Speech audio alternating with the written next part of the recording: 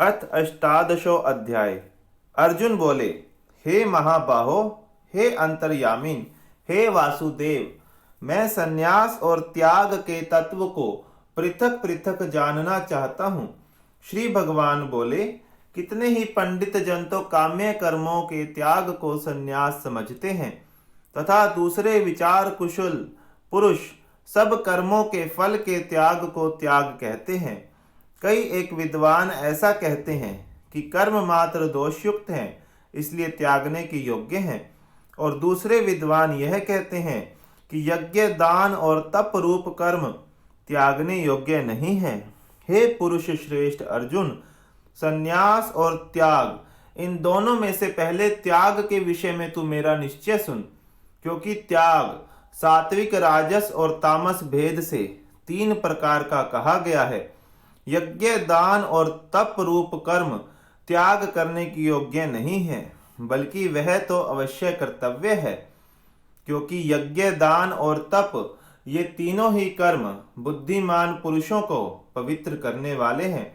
इसलिए हे पार्थ, इन यज्ञ दान और तप रूप कर्मों को तथा और भी संपूर्ण कर्तव्य कर्मों को आसक्ति और फलों का त्याग करके अवश्य करना चाहिए। यह मेरा निश्चय किया हुआ उत्तम मत है, परंतु नियत कर्म का स्वरूप से त्याग करना उचित नहीं है। इसलिए मोह के कारण उसका त्याग कर देना तामस त्याग कहा गया है। जो कुछ कर्म है वह सब दुख रूप ही है, ऐसा समझकर यदि कोई शारीरिक क्लेश के भय से कर्तव्य कर्मों का त्याग कर दे तो वह ऐसा राजस त्याग करके त्याग के फल को किसी प्रकार भी नहीं पाता। हे अर्जुन, जो शास्त्र विहित कर्म करना कर्तव्य है, इसी भाव से आसक्ति और फल का त्याग करके किया जाता है, वही सात्विक त्याग माना गया है। जो मनुष्य अकुशल कर्म से तो द्वेष नहीं करता और कुशल कर्म में आसक्त नहीं होता, वह शुद्ध सत्व गुण से युक्त पुरुष संशय रहित बुद्धिमान और सच्चा त्यागी है। क्योंकि शरीरधारी किसी भी मनुष्य के द्वारा संपूर्णता से सभी कर्मों का त्याग किया जाना शक्य नहीं है, इसलिए जो कर्म फल का त्यागी है वही त्यागी है, यह कहा जाता है। कर्म फल का त्याग न करने वाले मनुष्यों के कर्मों का तो अच्छा बुरा और मिला हुआ ऐसे तीन प्रकार का फल मरने के पश्चात अवश्य होता है, किंतु कर्म फल का त्याग कर देने वाले मनुष्यों के कर्मों का फल किसी काल में भी नहीं होता। हे महाबाहो, संपूर्ण कर्मों की सिद्धि के ये पांच हेतु कर्मों का अंत करने के लिए उपाय बतलाने वाले सांख्य शास्त्र में कहे गए हैं, उनको तू मुझसे भली भांति जान। इस विषय में अर्थात कर्मों की सिद्धि में अधिष्ठान और कर्ता तथा भिन्न भिन्न प्रकार के करण एवं नाना नाना प्रकार की अलग अलग चेष्टाएं, और वैसे ही पांचवा हेतु दैव है। मनुष्य मन वाणी और शरीर से शास्त्रानुकूल अथवा विपरीत जो कुछ भी कर्म करता है उसके ये पांचों कारण हैं। परंतु ऐसा होने पर भी जो मनुष्य अशुद्ध बुद्धि होने के कारण उस विषय में यानी कर्मों के होने में केवल शुद्ध स्वरूप आत्मा को कर्ता समझता है, वह मलिन बुद्धि वाला अज्ञानी यथार्थ नहीं समझता। जिस पुरुष के अंतकरण में मैं करता हूँ ऐसा भाव नहीं है तथा जिसकी बुद्धि सांसारिक पदार्थों में और कर्मों में लिपायमान नहीं होती, वह पुरुष इन सब लोकों को मारकर भी वास्तव में न तो मारता है और न पाप से बंधता है।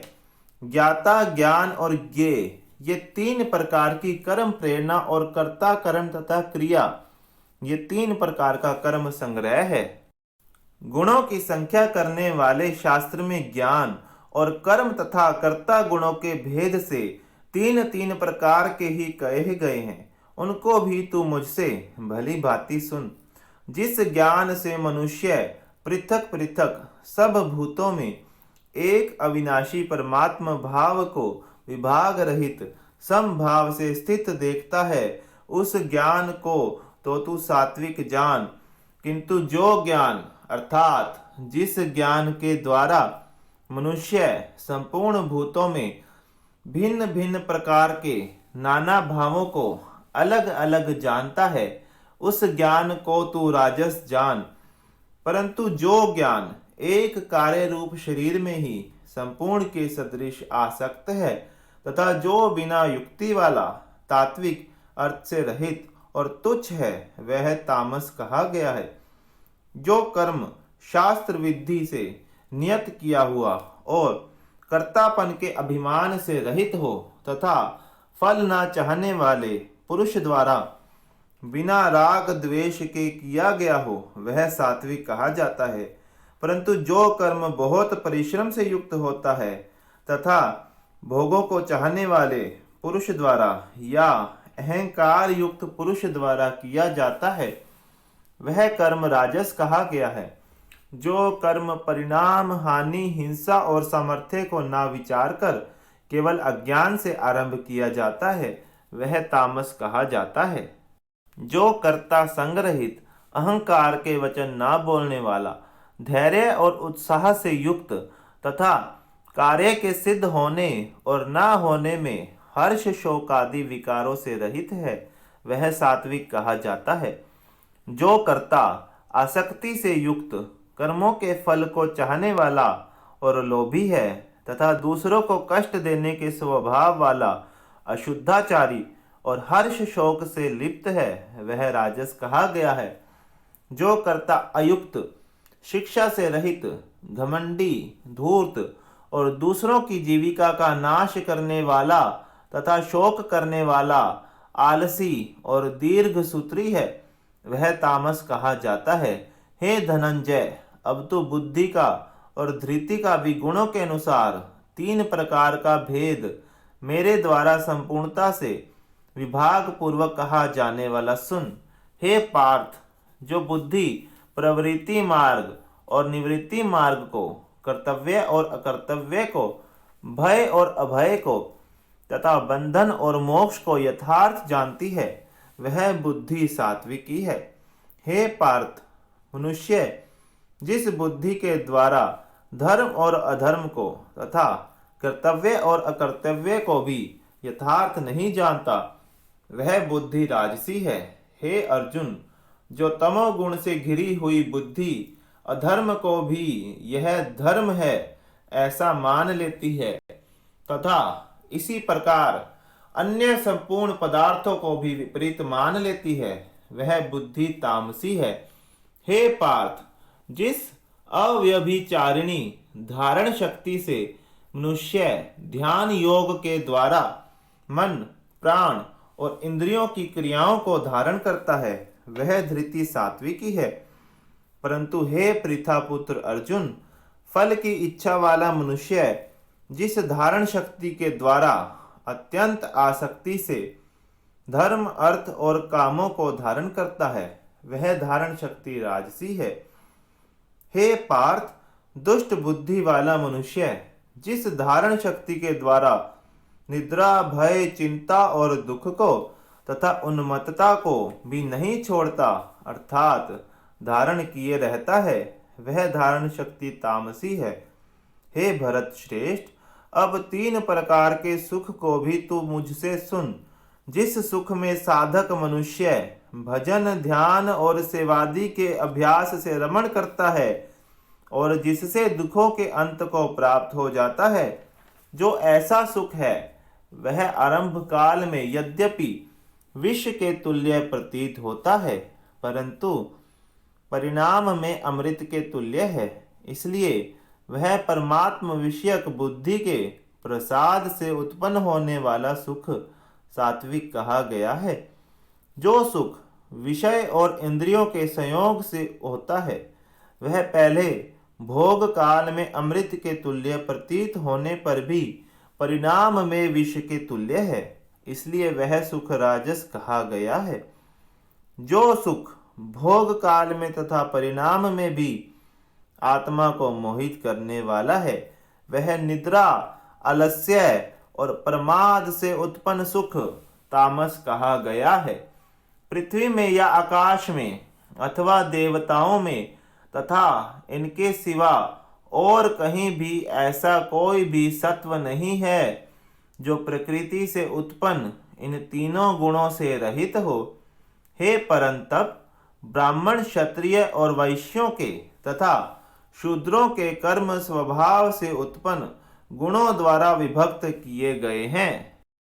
अंतकरण का निग्रह करना, इंद्रियों का दमन करना, धर्म पालन के लिए कष्ट सहना, बाहर भीतर से शुद्ध रहना, दूसरों के अपराधों को क्षमा करना, मन, इंद्रिय और शरीर को सरल रखना, वेद शास्त्र, ईश्वर और परलोक आदि में श्रद्धा रखना, वेद शास्त्रों का अध्ययन अध्यापन करना और परमात्मा के तत्व का अनुभव करना, ये सब के सब ही ब्राह्मण के स्वाभाविक कर्म हैं।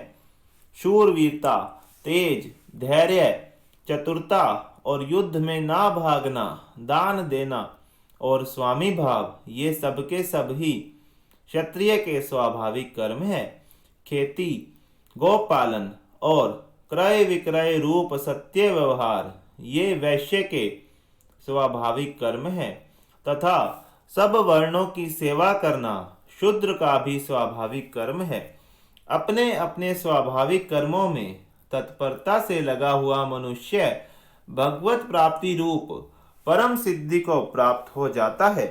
अपने स्वाभाविक कर्म में लगा हुआ मनुष्य जिस प्रकार से कर्म करके परम सिद्धि को प्राप्त होता है, उस विधि को तू सुन। जिस परमेश्वर से संपूर्ण प्राणियों की उत्पत्ति हुई है और जिससे यह समस्त जगत व्याप्त है, उस परमेश्वर की अपने स्वाभाविक कर्मों द्वारा पूजा करके मनुष्य परम सिद्धि को प्राप्त हो जाता है। अच्छी प्रकार आचरण किए हुए दूसरे के धर्म से गुण रहित भी अपना धर्म श्रेष्ठ है, क्योंकि स्वभाव से नियत किए हुए स्वधर्म रूप कर्म को करता हुआ मनुष्य पाप को नहीं प्राप्त होता। अतएव हे कुंती पुत्र, दोष युक्त होने पर भी सहज कर्म को नहीं त्यागना चाहिए, क्योंकि धुएं से अग्नि की भांति सभी कर्म किसी न किसी दोष से युक्त हैं। सर्वत्र आसक्ति रहित बुद्धि वाला, स्पृहा रहित और जीते हुए अंतःकरण वाला पुरुष सांख्य योग के द्वारा उस परम नैष्कर्म्य सिद्धि को प्राप्त होता है, जो कि ज्ञान योग की परानिष्ठा है। उस नैष्कर्म्य सिद्धि को जिस प्रकार से प्राप्त होकर मनुष्य ब्रह्म को प्राप्त होता है, उस प्रकार को हे कुंती पुत्र तू संक्षेप में ही मुझसे समझ।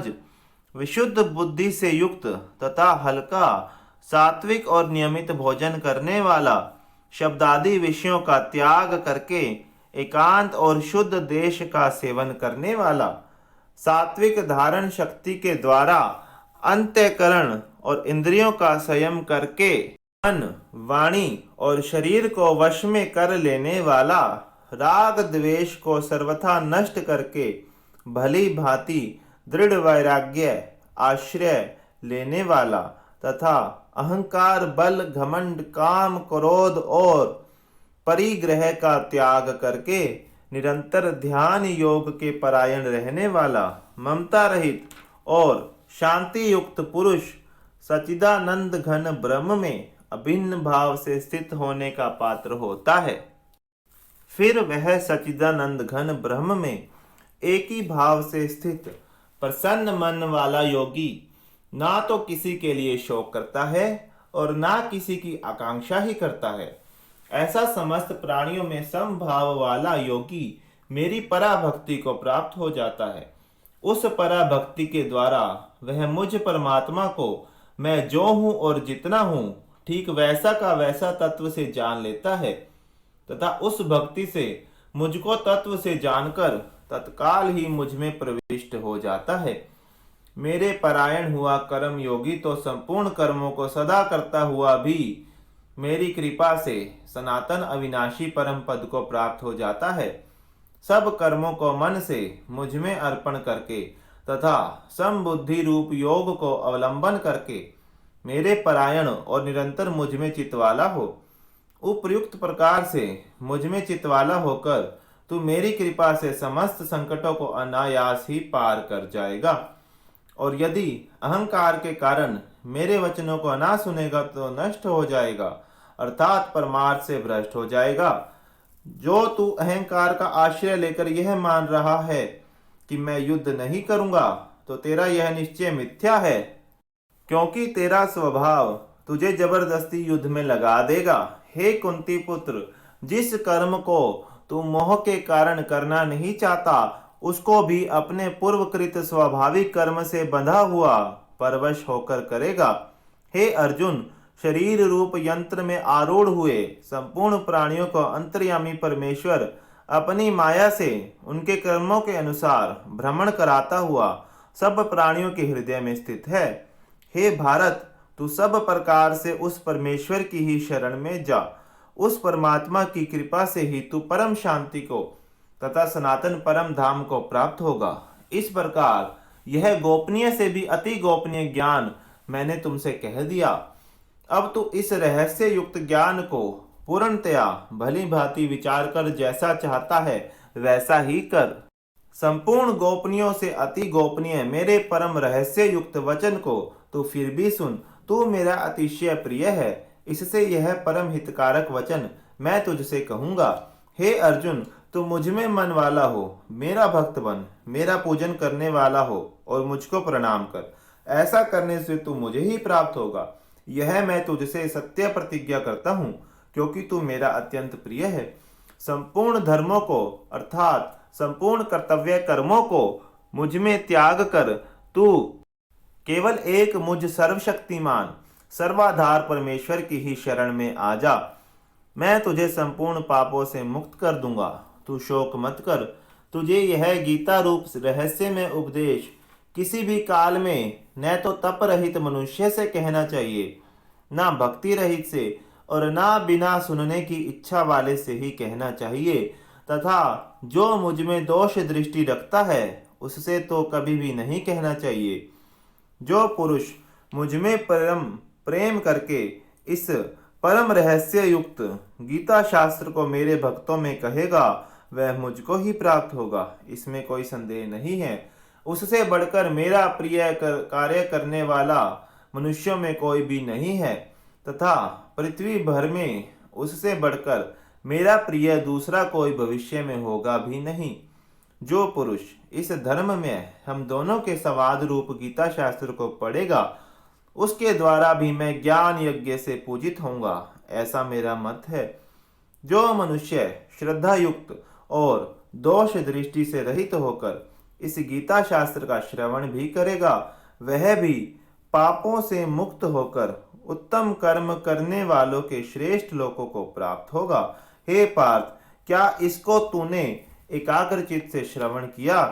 और हे धनंजय, क्या तेरा अज्ञान जनित मोह नष्ट हो गया? अर्जुन बोले, हे अच्युत, आपकी कृपा से मेरा मोह नष्ट हो गया और मैंने समृद्धि प्राप्त कर ली है। अब मैं संशय रहित होकर स्थित हूँ, अतः आपकी आज्ञा का पालन करूंगा। संजय बोले, इस प्रकार मैंने श्री वासुदेव के और महात्मा अर्जुन के इस अद्भुत रहस्य युक्त रोमांचकारक संवाद को सुना। श्री व्यास जी की कृपा से दिव्य दृष्टि पाकर मैंने इस परम गोपनीय योग को अर्जुन के प्रति कहते हुए स्वयं योगेश्वर भगवान श्री कृष्ण से प्रत्यक्ष सुना है। हे राजन, भगवान श्री कृष्ण और अर्जुन के इस रहस्य युक्त कल्याणकारक और अद्भुत संवाद को पुनः पुनः स्मरण करके मैं बार बार हर्षित हो रहा हूँ। हे राजन, श्री हरि के उस अत्यंत विलक्षण रूप को भी पुनः पुनः स्मरण करके मेरे चित्त में महान आश्चर्य होता है और मैं बार बार हर्षित हो रहा हूँ। हे राजन, जहाँ योगेश्वर भगवान श्री कृष्ण हैं और जहाँ गांडीव धनुषधारी अर्जुन है, वहीं पर श्री विजय विभूति और अचल नीति है, ऐसा मेरा मत है। ओम तत्सदिति श्रीमद्भगवद गीता उपनिषत्सु ब्रह्म विद्यायाम योग शास्त्रे श्री कृष्णार्जुन संवादे मोक्ष संन्यास योगो नाम अष्टादशो अध्याय।